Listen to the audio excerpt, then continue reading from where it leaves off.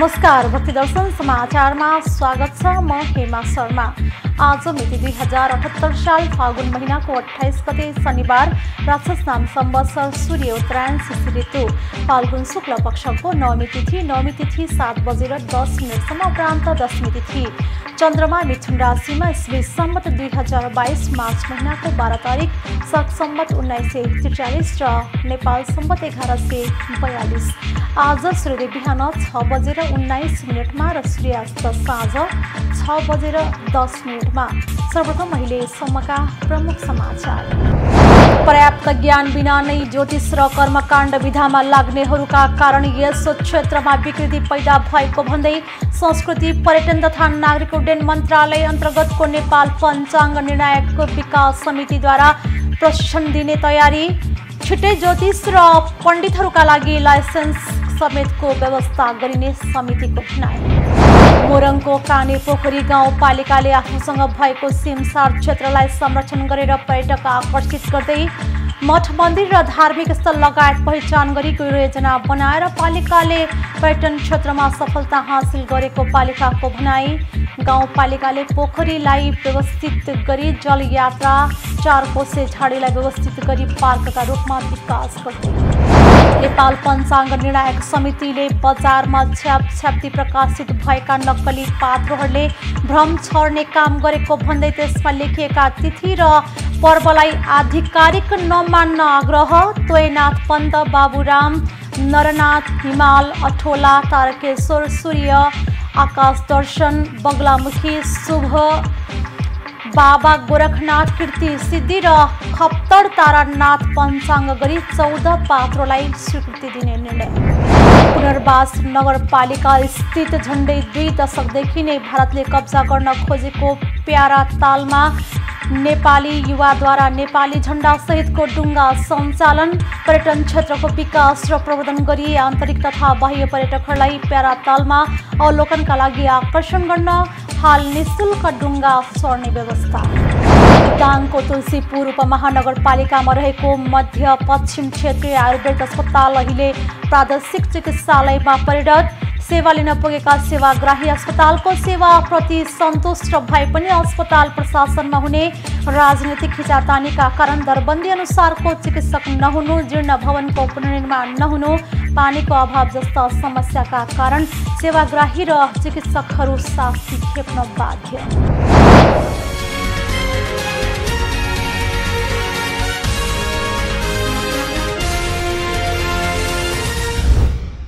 अब समाचार विस्तारमा।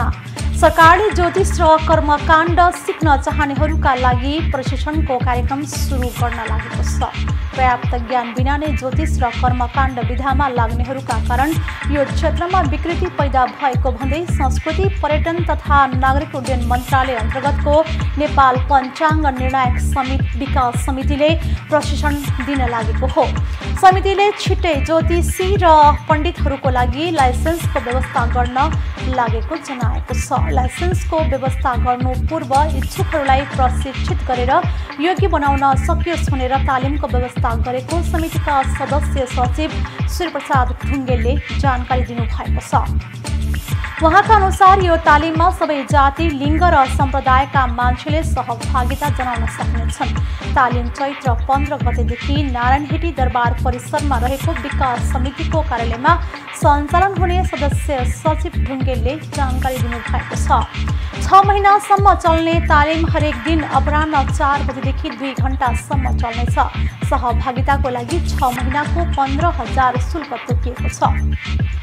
इच्छुक व्यक्तिले समितिको कार्यालयमा सम्पर्क गर्न सक्ने जानकारी ढुङ्गेलले दिनुभएको छ। यो प्रशिक्षण कार्यक्रम भएकाले सहभागीहरूको न्यूनतम योग्यता नतोकिएको ढुङ्गेल बताउनुहुन्छ।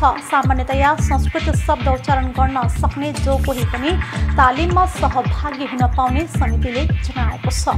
तालिम सम्पन्न भएपछि सहभागीलाई प्रमाणपत्रको व्यवस्था गरिएको छ। त्यसले पछि लाइसेन्स प्राप्त गर्न पनि सहज हुने समितिका अधिकारीहरू बताउँछन्। मोरङको काने पोखरी गाउँपालिकाले आफूसँग भएको सिमसार क्षेत्रलाई संरक्षण गरेर पर्यटक आकर्षित गरिरहेको छ। कुनै बेला काने पोखरीका पर्यटकीय गन्तव्यमा फाटफुट मात्रै पर्यटक देखिन्थे।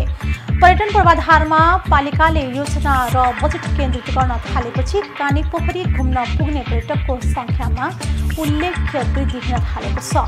पर्यटनबाटै आर्थिक गतिविधि चलायमान हुने अवस्था सृजना भएको छ। काने पोखरी गाउँपालिकाको वडा नम्बर 7 मा रहेको कान जस्तो आकारमा देखिने पोखरीबाट स्थानीय तहको नाम रहन गएको हो। यसको आफ्नै किंवदन्ती रहेको छ।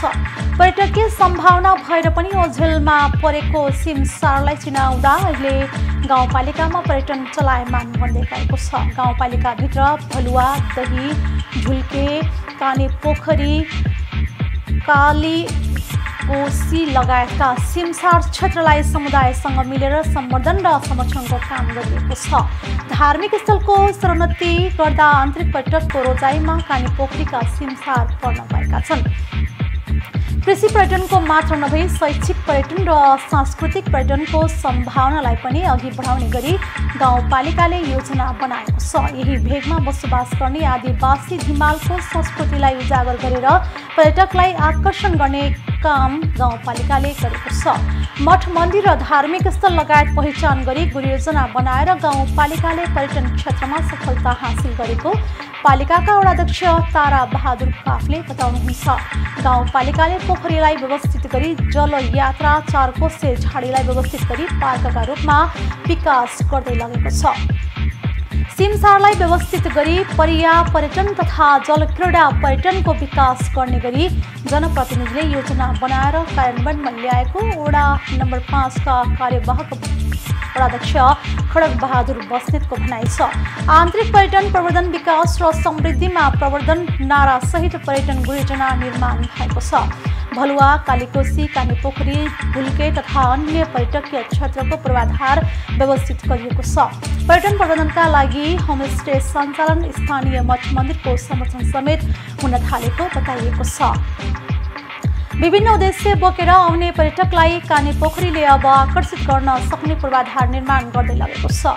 गाउँपालिकाको यो प्रयासले पर्यटनबाट जीवनस्तर उकास्ने महत्त्वपूर्ण आधार खडा गरेको बताइएको छ। नेपाल पञ्चाङ्ग निर्णायक समितिले बजारमा छ्यापछ्याप्ती प्रकाशित भएका नक्कली पात्रोहरूले भ्रम छर्ने काम गरेको भन्दै त्यसमा लेखिएका तिथि र पर्वलाई आधिकारिक नमान्न आग्रह गरेको छ। त्यस्तै नेपाल पञ्चाङ्ग निर्णायक विकास समितिले आगामी वर्ष 2079 को चाड पर्व सहितको पात्र तयार पनि पारेको छ। समितिले तयार पारेको पात्र अनुसार 2079 सालको दशैंको टीका असोज 19 गते परेको छ। समितिका सदस्य सचिव सूर्यप्रसाद ढुङ्गेलका अनुसार भदौ 26 गतेबाट असोज 9 गतेसम्म 16 श्राद्ध, असोज 10 गते घटस्थापना, 16 गते फुलपाती, 17 गते महाअष्टमी, 18 गते महानवमी र असोज 19 गते विजयादशमी परेको छ। त्यस्तै कार्तिक 10 गते भाइटिका परेको छ। ढुङ्गेलका अनुसार कार्तिक 6 गते काग तिहार, 7 गते कुकुर तिहार र लक्ष्मी पूजा परेको छ। कार्तिक 8 गते गाई पूजा छ भने सोही दिन सूर्यग्रहण पनि लाग्नेछ। कार्तिक 9 गते गोवर्धन मह पूजा र 10 गते भाइटिकाको साई जुरेको छ। आगामी वर्षमा विवाह र व्रतबन्धको लगन धेरै जुरेको छ। पञ्चाङ्ग निर्णायक विकास समितिका अनुसार आगामी वर्ष विवाहका 56 वटा लगन जुरेको छ, जबकि 2078 सालमा जम्मा 31 वटा मात्रै लगन जुरेको थियो। वैशाख र जेठ महिनामा विवाहको लगन धेरै नै जुरेको ढुङ्गेल बताउनुहुन्छ। उहाँका अनुसार वैशाखमा मात्रै विवाहको 17 वटा लगन जुरेको छ भने जेठमा 11 दिन, असारमा 5 दिन, मङ्सिरमा 8 दिन, माघमा 6 दिन, फागुनमा 9 दिन विवाहको लगन रहेको छ। त्यस्तै व्रतबन्धको लगन पनि सबै महिनामा परेको छ। वैशाखमा व्रतबन्धको 2 वटा लगन छ भने जेठमा 2, असारमा 2, मङ्सिरमा 2, माघमा 2, फागुनमा 2 र चैत्रमा 1 दिन व्रतबन्धको लागि लगन रहेको समितिले जनाएको छ। नेपाल पञ्चाङ्ग निर्णायक समितिले बजारमा छ्यापछ्याप्ती प्रकाशित भएका नक्कली पात्रोहरूले भ्रम छर्ने काम गरेको भन्दै त्यसमा लेखिएका तिथि र पर्वलाई आधिकारिक नमान्न समेत आग्रह गरेको छ। समितिका सदस्य सचिव ढुङ्गेलले त्यस्ता पात्रोमा व्रतबन्ध र विवाहको लग्न एवं तिथि समेत गल्ती भेटिएको र उनीहरूमाथि कारबाही प्रक्रिया अघि बढाइसकिएको भन्दै त्यस्ता पात्रोको भर नपर्न सबैमा आग्रह गरेको हो। ढुङ्गेलका अनुसार आगामी वर्षको लागि समितिले 14वटा पात्रो पञ्चाङ्गलाई स्वीकृति दिएको छ। टोयनाथ पन्थ, बाबुराम, नरनाथ हिमाल, अठोला, तारकेश्वर, सूर्य, आकाश दर्शन, बगलामुखी, शुभ, बाबा गोरखनाथ, कीर्ति, सिद्धि र खप्तर तारानाथ पञ्चाङ्ग गरी 14 पात्रोलाई स्वीकृति दिने निर्णय गरिएको हो। पहिले मन्त्रालयको एक शाखाको रूपमा रहेको पञ्चाङ्ग निर्णायक समिति गठन आदेश मोडेलमा गएपछि नक्कली पात्रोलाई नियन्त्रण गर्ने नीति समेत लिएको छ। गठन आदेश 2077 को दफा 7 को उपदफा य र ठ अनुसार समितिको स्वीकृति बिना पञ्चाङ्ग तथा क्यालेन्डर प्रकाशन गर्न नपाइने उल्लेख भएकाले सो विपरीत प्रकाशित भएका सबै पात्रो र त्यसको प्रकाशक विरुद्ध कानुनी कारबाही अघि बढाइएको समितिले जनाएको छ। पुनर्वास नगरपालिका स्थित प्यारातालमा नेपाली झण्डा सहितको डुङ्गा सञ्चालनमा आएको छ। झण्डै 2 दशकदेखि नै भारतले कब्जा गर्न खोजेको प्यारातालमा नेपाली युवाले डुङ्गा सञ्चालन गरेका हुन्। उनीहरूले तालमा आफ्नै लगानीमा काठको डुङ्गा निर्माण गरी नेपालको झण्डा फहराउँदै सञ्चालनमा ल्याएका थिए।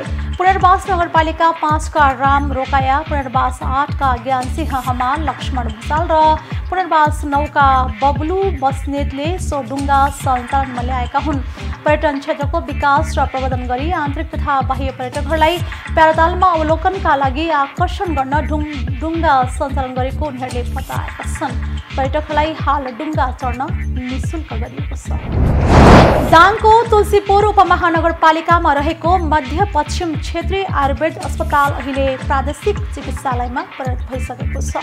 दैनिक सहयोगको सङ्ख्यामा सेवा लिन पुगेका सेवाग्राही पनि अस्पतालको सेवाप्रति सन्तुष्ट पनि बनेका छन्। तर अस्पताल प्रशासनमा हुने राजनैतिक खिचातानीका कारण दरबन्दी अनुसारको चिकित्सक नहुनु, जीर्ण भवनको पुनर्निर्माण नहुनु, पानीको अभाव जस्ता समस्याका कारण सेवाग्राही र चिकित्सकहरूले शास्ति खेप्न बाध्य भएका छन्। एक रिपोर्ट। दाङको तुलसीपुर उपमहानगरपालिका 19 मा 2068 सालमा प्रादेशिक आयुर्वेद चिकित्सालय स्थापना भएको थियो। मध्यपश्चिम क्षेत्रीय आयुर्वेद अस्पताल हुँदै प्रादेशिक चिकित्सालयसम्म पुग्दा सेवाग्राहीको संख्या बढ्दै गयो। तर अस्पतालको अवस्था भने जीर्ण बन्दै गएको छ। अस्पतालमा दैनिक सयौंको संख्यामा दाङबाट मात्र नभई अन्य जिल्लाबाट समेत बिरामीहरू उपचारको लागि पुग्ने गरेका छन्। अस्पतालमा सेवा सुविधाहरू राम्रो भए पनि जीर्ण भवन र पानीको समस्या रहेको छ। पाइलेसको समस्या आज 3 दिन भयो। सेवा सुविधा राम्रै रहेछ। अहिले हस्पिटलमा धेरै जसो कम रहेछ। अहिले टाइममा आउने सारसफाइ धेरै रहन्छ। पाइलेटमा पानी हुने हुन्छ, लिनुपर्ने हुन्छ नफाइदा कम स्टाफ कम हुन्न। दामले सस्तै छ क्या। अस्पतालमा सेवा शुल्क कम लाग्ने भएकाले पनि बिरामीहरू दाङ लगायत बाह्य जिल्लाबाट पनि उपचारको लागि जाने गरेका छन्। विविध समस्याका बावजुद पनि अस्पतालको सेवाप्रति सेवाग्राही भने सन्तुष्ट रहेका छन्। यो खुट्टा चाहिँ नि दुख्थ्यो के दुखेको हुनाले चाहिँ थेरापी गराउन मात्रै हो। यहाँ आउनु लागेको त 1 हप्ता भयो, तर 5 दिन मात्रै काम भएछ। 2 दिन छुट्टी निस्कियो। केही निश्चित छैन। जबसम्म निको हुँदैन के तबसम्म आइरहेनु पऱ्यो। 10 दिन, 5 दिन, 15 दिन, कति दिन। सुविधा त्यही हो, खास गरेर आयो के पैसा कम लाग्ने, गरिबलाई चाहिँ यो उपचार ठिक छ हेर। यहाँ 100 रुपियाँ मात्रै लिने रहेछ नि। र फिजिएसनको चाहिँ उतातिर 100 रुपियाँ मात्रै लिने रहेछ। यो आयुर्वेद पद्धतिमा चाहिँ 150 लिने रहेछ। यता स्थानीयहरूले भने पहिलेको तुलनामा अस्पतालमा केही परिवर्तन भए पनि राजनीतिक खिचातानीकै कारण अस्पतालको भने जस्तो विकास हुन नसकेको बताएका छन्। पहिले हेरी अहिले अलिकति सुविधा, अलिकति यहाँका उसले अलिकति सुविधा पाएको छ। यो पछिल्लो समयमा फेरि अहिले अलिकति डाउन तल झर्दै गएको अवस्था हो। यसका कारणहरू थुप्रै छन्। हेर्नुहोस् अब के छन् मेन कारण भने तपाईको यहाँ व्यवस्थापन समितिको अध्यक्ष छिनछिनमा सरकार परिवर्तन हुने र छिनछिनमा उहाँहरू पनि परिवर्तन हुने।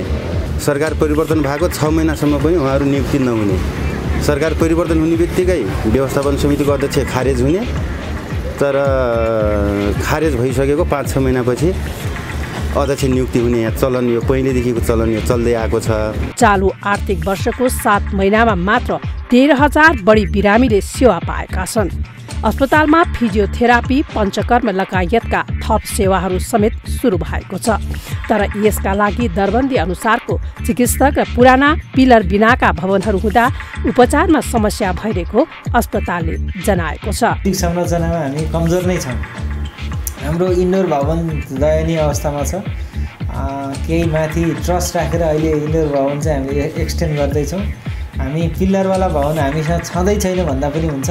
इन्डोर र ओपिडीको चाहिँ पिल्लर सहितको अहिले भवन निर्माण आचार संहिता लागू हुने गरी खालको निर्माण गर्ने अस्पतालको आफ्नै भवन चाहिँ हामीलाई अत्यन्त जरुरी भइसक्यो। सेवा विस्तार गर्नलाई अहिले कोठाको अभाव हुने अवस्था छ। चिकित्सकलाई बिरामी जात्ने ठाउँ दिने पनि अपुग हुने भइसक्यो। हामीलाई त्यो अवस्थामा पुगिसकेका छौँ। टोटल स्वीकृत 30 बेडको अस्पताल हो यो। यसमा स्वीकृत दरबन्दी 35 जनाको हो। त्यसमध्ये चिकित्सक हकमा 11औं तहको 1 जना, 9, 10औंको 4 जना, 8औंको 2 जना चिकित्सक, यसरी हामी चिकित्सक दरबन्दी छ। त्यसमध्ये स्थायी चिकित्सक 1 जना मात्रै, त्यसमा म मात्रै छु 8औं तहको। 9, 10औं र 11औं तहको पुरै दरबन्दी रिक्त छ। अस्पतालको नाम फेरियो, सेवा पनि फेरियो, तर भवन फेरिन सकेन। जुन अस्पतालले दैनिक सयौंको संख्यामा बिरामीलाई सेवा दिँदै आएको छ, त्यही अस्पताल जीर्ण हुँदा आफै बिरामी परेको छ। त्यसैले अस्पताल जस्तो संवेदनशील क्षेत्रको विकासमा सरकारवालाको ध्यान जान आवश्यक छ। भक्ति दर्शन टेलिभिजन एसटीका लागि दाङ सहकर्मी विकास डाङ्गीको रिपोर्ट।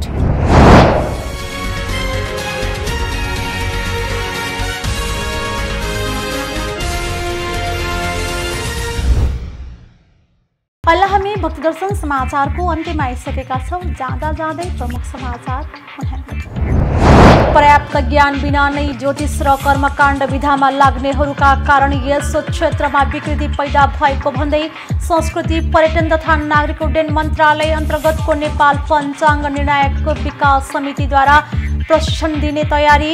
छिट्टै ज्योतिष र पण्डितहरूका लागि लाइसेन्स समेतको व्यवस्था गरिने समितिको भनाइ।